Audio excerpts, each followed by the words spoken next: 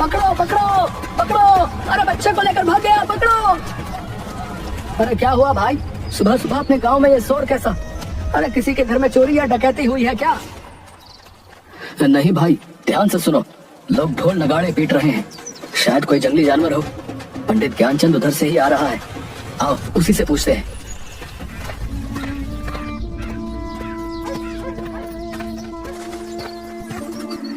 पंडित जी, ये कैसा शोर है? कोई जानवर गांव में घुस गया है क्या? अरे नहीं भाई, आज गांव से फिर एक बच्चा कोई जानवर पकड़कर जंगल में ले गया।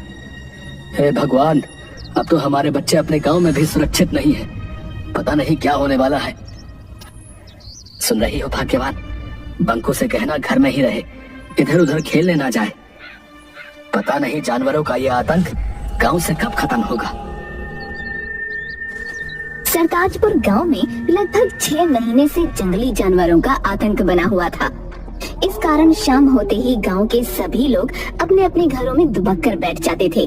कोई भी नहीं जानता था कि कौन जानवर ऐसा कर रहा है। कोई भालू का आतंक बताता तो कोई सियार का, कोई जंगल के राजा शेर को इसका जिम्मेदार ठहराता। इसी कारण सरपंच हुकुम चंद ने चौपाल पर एक सभा बुलाई थी। प्यारे गाँव वासियों, जैसा कि आप जानते हैं कि पिछले 6 महीने से रोज कोई जानवर हमारे बच्चों को जंगलों में ले जाकर मार कर खा जाता है। हम उसी पर चर्चा के लिए आज यहाँ पर एकत्रित हुए हैं। सरपंच जी, आए दिन हमारे गांव से बच्चे गायब हो रहे हैं। अगर ऐसा ही चलता रहा तो गांव के सारे बच्चे मार डाले जाएंगे। हमें कुछ ना कुछ तो करना ही होगा। इसके लिए हमें पहले पता लगाना होगा कि कौन जानवर ऐसा कर रहा है, ताकि हम लोग उस जानवर से छुटकारा पा सकें। यही ठीक रहेगा, क्योंकि जंगल में तो सैकड़ों जानवर हैं। हम किस किस को अपना निशाना बनाता रहेंगे? लेकिन इसका पता लगाएगा कौन कि किस जानवर की ये करतूत है? इसके लिए एक दल बनाना होगा जो जंगली जानवरों के गांव में प्रवेश पर नजर रखेगा। हाँ, यह ठीक रहेगा। मैं और कल्लू बाबा दोनों मिलकर रात में पहरा देंगे और पता लगाएंगे कि कौन सा जानवर हमारे बच्चों को गायब कर रहा है। तो ठीक है, फिर अगर तुम दोनों पता कर बता देते हो तो तुम्हें गांव की तरफ से 100 स्वर्ण मुद्राएं मिलेंगी, ठीक है? मरेगा, एक दिन सब मरेगा। ए पगले, चल भाग यहाँ से। जब से हमारे शमशान में रहने आया है तब से ही पूरा गांव समस्याओं से घिरा है। भोगा एक अजीब सा डरावना व्यक्ति था जो पिछले 6 महीने से शमशान में आकर रहने लगा था। कई बार शमशान के कुत्तों को मारकर खाते हुए देखा गया था। कुछ लोग इसे औघर बताते थे। कल्लू बाबा और जग्गी रात में गांव के बाहर पेड़ के मचान पर चढ़कर पहरा दे रहे थे। तभी सुबह करीब 4 बजे जंगल की ओर से कुछ खरखराहट की आवाज आती है। कल्लू बाबा, झाड़ियों के झुरमुट से कुछ आवाज आ रही है। चलो चलकर देखते हैं। हाँ चलो, तुम आगे चलो, मैं पीछे से देखता रहूंगा ताकि पीछे से कोई जानवर तुम पर हमला नहीं कर सके। अरे कल्लू बाबा, तुम तो बाबा हो, भूत पिशाच को तो तुम अपने झोले में रखते हो। तुम आगे चलो ना, मैं तुम्हारे पीछे रहूंगा। ठीक है, लेकिन तुम पीछे मजबूती से डंडे पकड़े रहना। जैसे ही कोई आहट हो सतर्क हो जाना। चलो आओ मेरे पीछे। भूत पिशाच निकट नहीं आवे, महावीर जब नाम सुनावे।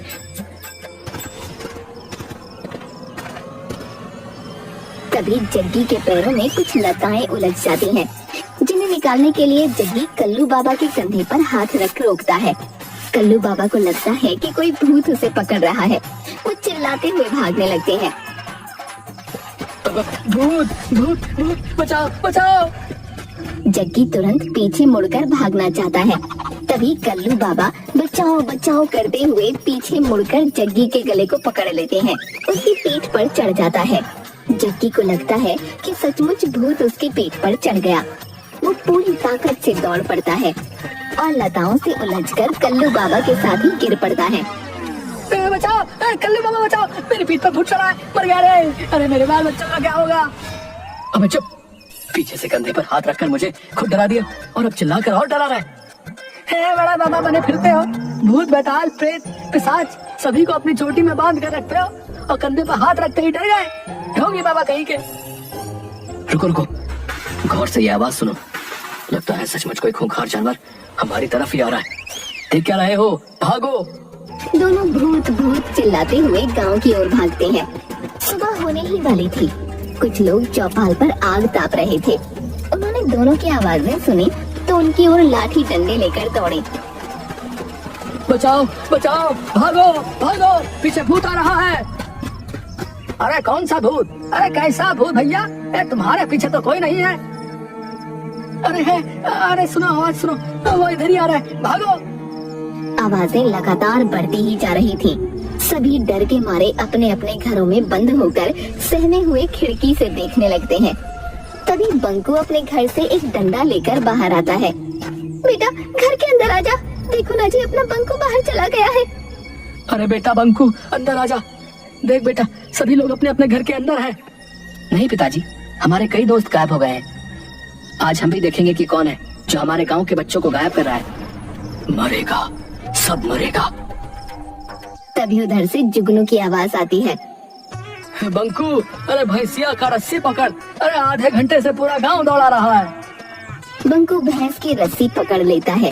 भैंस के पैर के पीछे एक बाल्टी फंसी हुई थी, जिसके ईंट पत्थर से टकराने से आवाज निकल रही थी। भैंस तो मैं द्वार पर बांध कर आया था, फिर ये खुली कैसे? वो माँ ने कहा कि बाहर भैंस को ठंड लग रही होगी, उसे गौशाला में बांध दो। भैंस बिदक कर भागने लगी, भागते हुए उसके पैर में बाल्टी फंस गई। चक्की और कल्लू बाबा, है? तुम लोगों के डरपोक होने के कारण आज पूरा गांव भयभीत हो गया भाई। वो तो बंकू ने बहादुरी दिखाई, लेकिन बात तो यही है कि आखिर बच्चों का शिकार कौन कर रहा है? तभी सेठ मंगत लाल रोते रोते आता है। सरपंच जी, मेरा बेटा सुधीर घर पर नहीं है।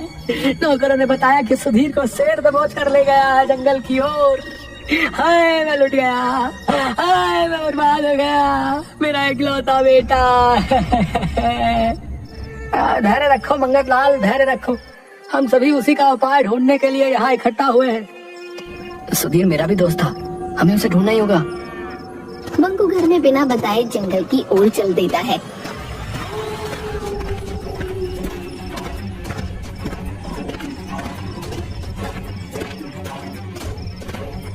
एक नदी किनारे रुककर बंकू पानी पीने लगता है। तभी काला नाग उसे डस लेता है। उसी समय तपस्वी देवराज वहाँ से गुजरते समय बंकू को तड़पता देख उसके पास आ जाते हैं। सांप को पानी में जाता देख तपस्वी देवराज तुरंत समझ जाते हैं कि बालक को सांप ने काट लिया है। वो अपने हाथों से डसे हुए स्थान पर हाथ फेरते हैं। बंकू तुरंत उठकर बैठ जाता है। तुम कौन हो बालक? इस घने जंगल में कैसे आ गए? प्रणाम महाराज, मैं बंकू हूँ। मेरे गांव से प्रतिदिन एक बच्चे को इस जंगल का शेर लाकर मारकर खा जाता है। मैं उसे ही खोजने आया हूँ। तुम्हारे इस नेक कार्य से मैं प्रसन्न हुआ। जाओ, मेरा आशीर्वाद है कि कोई भी तुम्हें मार नहीं सकता। जानवर के सामने तुम में उससे 10 गुना शक्ति आ जाएगी। बंकू वहाँ से चलकर शेर की गुफा के सामने उसके गांव के बच्चों का बहुत सा कपड़ा पड़ा दिखाई देता है। वो जोर से चिल्लाता है, बच्चों का शिकार कर खाने वाले कायर शेर, बाहर निकल। दम है तो मुझसे मुकाबला करके दिखा। अबे बेद्दी बालक, भाग जा यहाँ से। शायद तू मुझे नहीं जानता, मैं कायर नहीं, मैं जंगल का राजा शेर हूँ। जा, इस गलती के लिए मैं तुझे माफ करता हूँ। जा अपने गांव लौट जा। अच्छा, तो अभी भी बड़ी बड़ी बातें निकल रही हैं। क्या राजा का यही काम है कि निरीह बच्चों को चुपके से उठा कर ले आए और उसे खा जाए? एक बार कह दिया ना कि मैं ऐसे कायरों वाले काम नहीं करता। शायद तुझे तुम्हारी मौत यहाँ खींच कर लाई है। क्यों? एक बालक के सामने अपने कुकर्मों को बताते हुए शर्म आ रही है? बस बहुत हो गया, अब मैं और बर्दाश्त नहीं कर सकता। शेर छलांग मारकर बंकू को दबोच लेता है। दोनों में गुत्थम गुत्था हो जाती है, लेकिन कुछ ही पलों में बाजी पलट जाती है। तपस्वी देवराज के दिए हुए वरदान की वजह से बंकू शेर से जीत जाता है।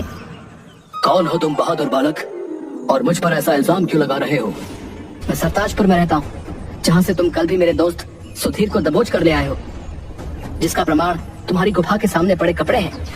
हाँ, इसको तो मैंने भी देखा है, पर ज्यादा ध्यान नहीं दिया।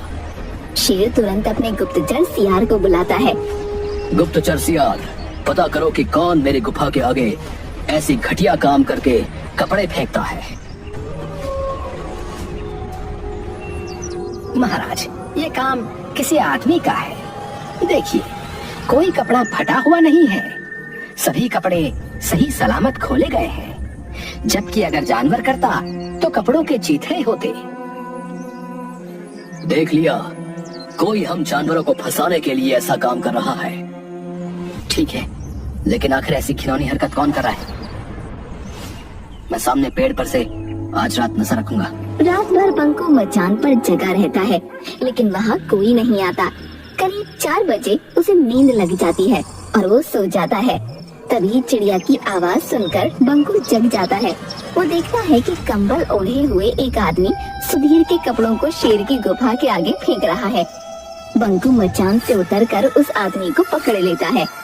वक्त तक आए, जरा अपना चेहरा तो दिखा। होगा तुम तो गांव के सारे बच्चे तुम्हें गायब कर रहे हो। मरेगा, सब मरेगा। अब कोई नहीं मरेगा, अब बस तू ही मरेगा।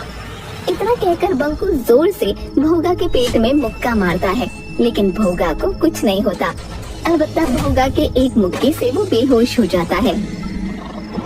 समय पर शेर के आ जाने से भोगा वहाँ से भाग जाता है। उठो बालक, वो कहाँ गया? वो तो भाग गया। बंकू तपस्वी देवराज की कुटिया पर जाकर, प्रणाम महाराज। आदमखोर शेर को मार डाला तुमने? नहीं महाराज, आदमखोर शेर नहीं, आदमखोर शमशान में रहने वाला भोगा है। लेकिन आपके वरदान ने उस पर क्यों काम नहीं किया?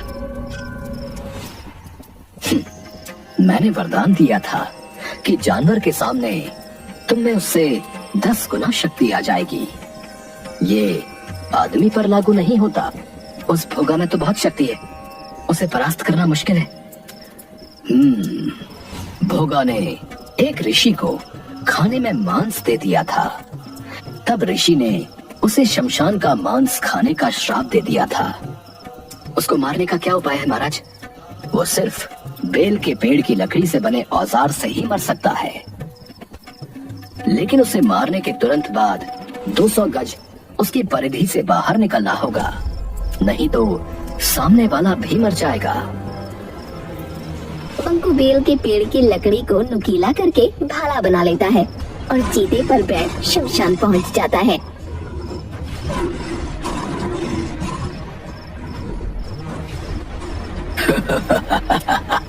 आ गए, आज तेरी मौत तुझे यहाँ खींच लाई है। अभी तुम्हारे दोस्त सुधीर को ही खाने जा रहा था, लेकिन अब पहले तुझे खाऊंगा। चीते, तू भाग जा, नहीं तो तू भी मारा जाएगा। पहले तू बचकर दिखा, ये ले। बंकू भाले से कई बार वार करता है, लेकिन भोगा को कुछ नहीं होता। बालक, हो गई हसरत पूरी, अब तू मेरा शिकार बनेगा। तभी अचानक तपस्वी देवराज वहाँ प्रकट होते हैं। बंकू, भाले को उसकी नाभि में मारो। बंकू जैसे ही भोगा की नाभि में भाला मारता है, एक विस्फोट होता है। बंकू तुरंत चीते पर बैठकर 200 गज दूर हट जाता है। भोगा का शरीर वहीं भस्म हो जाता है। बंकू को सुधीर के साथ आते हुए देखकर गांव वाले खुशी से उछल पड़ते हैं। सेठ मंगत लाल और सरपंच हुकुम सिंह बंकू को इस कार्य के लिए 500 स्वर्ण मुद्राएं देते हैं।